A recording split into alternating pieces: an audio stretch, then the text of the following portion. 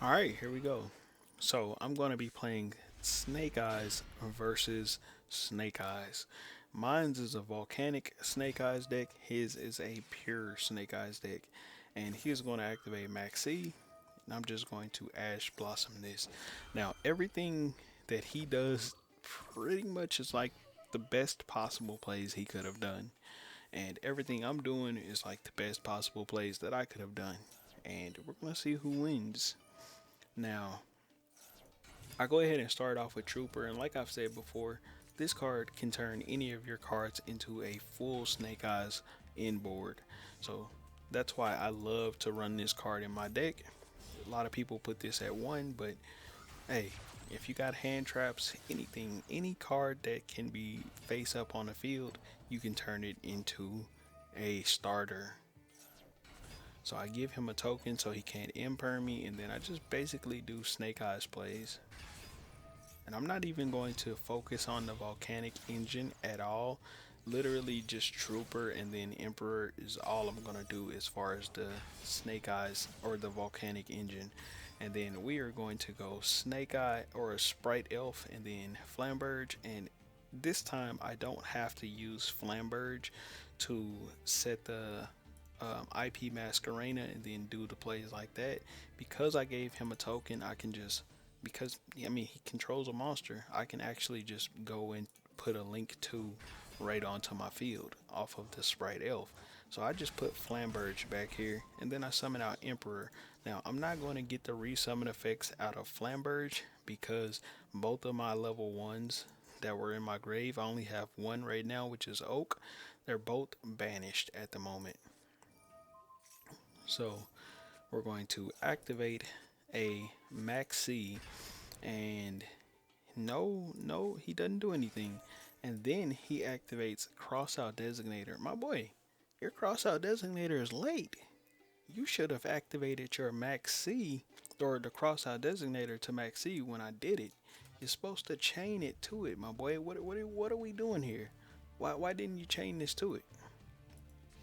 It doesn't work like that. So he ends up banishing one of his Maxis, and then he's going to play into my Maxi. And basically, he's gonna just start dying at this point.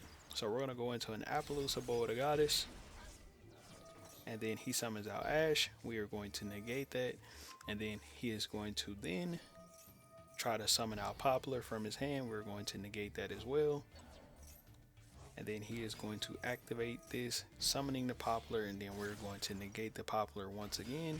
He's going to link that into a Link Karibo, setting it into the back row. We no longer have any more Appaloosa negates.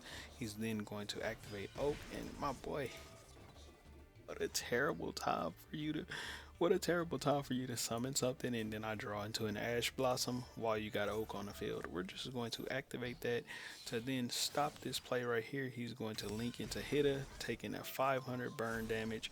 And then we are going to Promethean Princess, popping his Hitta. And bro, what else can this man do? What else could he possibly do? I've literally cracked every single part of his board and I'm not even done. Like, bro, am I done? Am I done?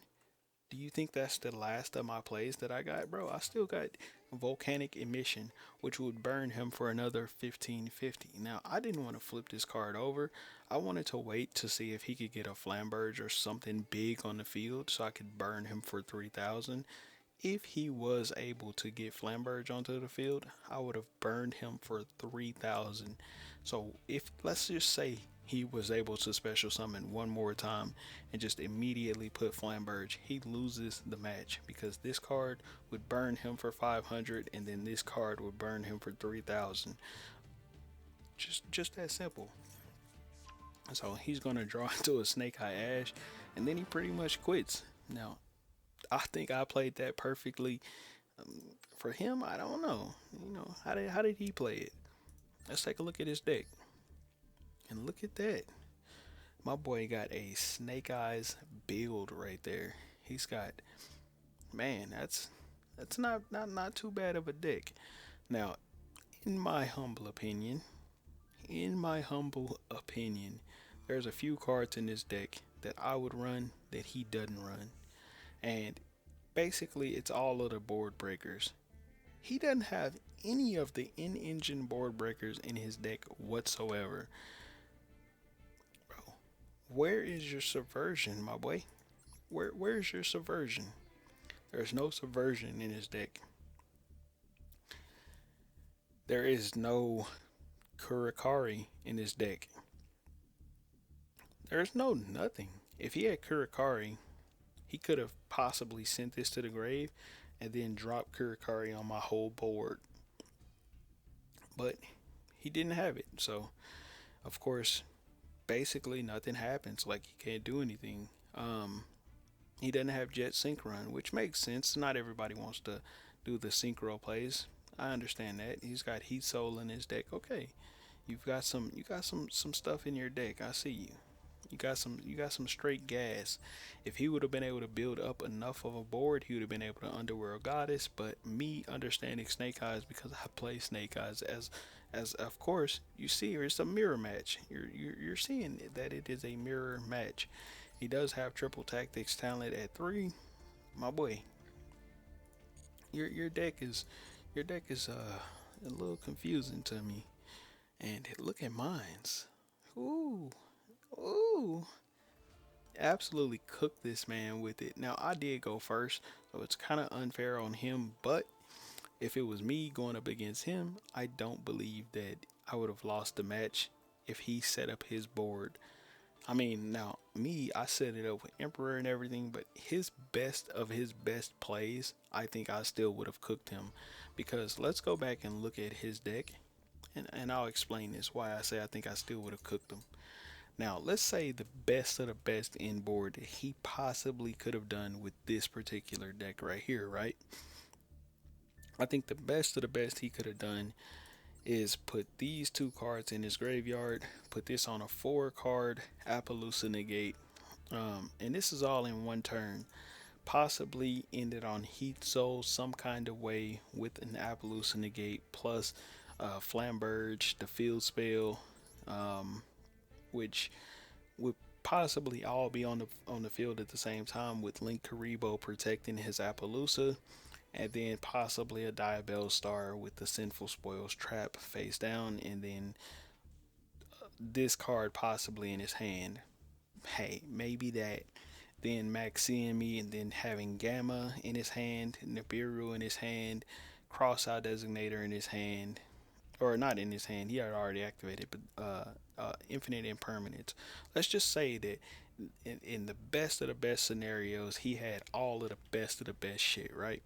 And then we had to try to break his board and play through Infinite Impermanence. Well, Imperm is not as devastating for me as it is for him because I have stuff that can play without having to worry about Imperm in my deck.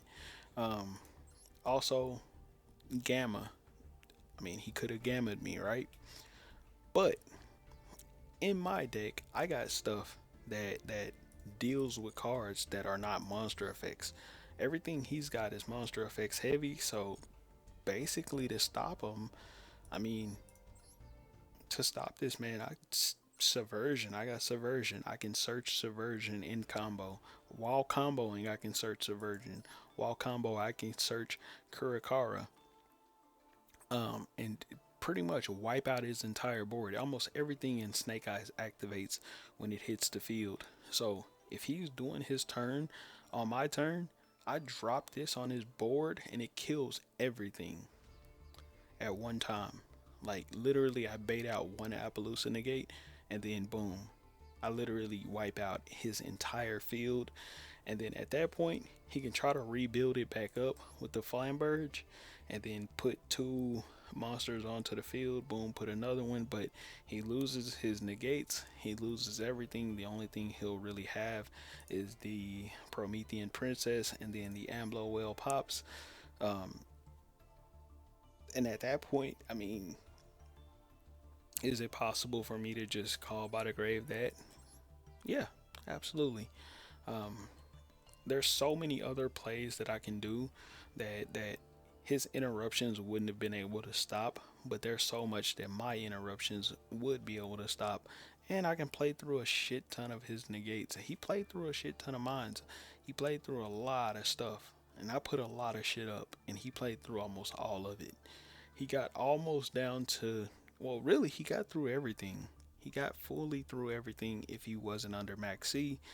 And that oak, that oak would have resolved if he wasn't under Max C. And that ash blossom. mm. Now, could he have won the match? Absolutely. If he had known how to use crossout designator properly, if he had chained crossout designator to the maxi properly, literally he would have stopped me from being able to ash blossom him. And then at that point, it would have just been, hey, can he break my board through the burn?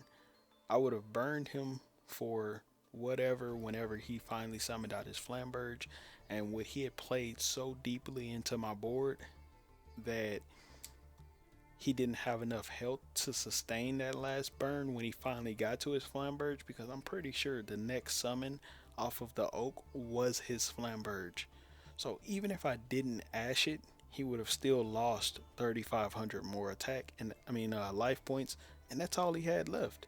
So he still would have lost if I didn't stop the oak. Even if he wasn't playing through Max C, because that's all I activated through Max C was the Ash. So he still would have lost the match. Hopefully y'all enjoyed this video. I'll catch y'all on the next one. Yeah,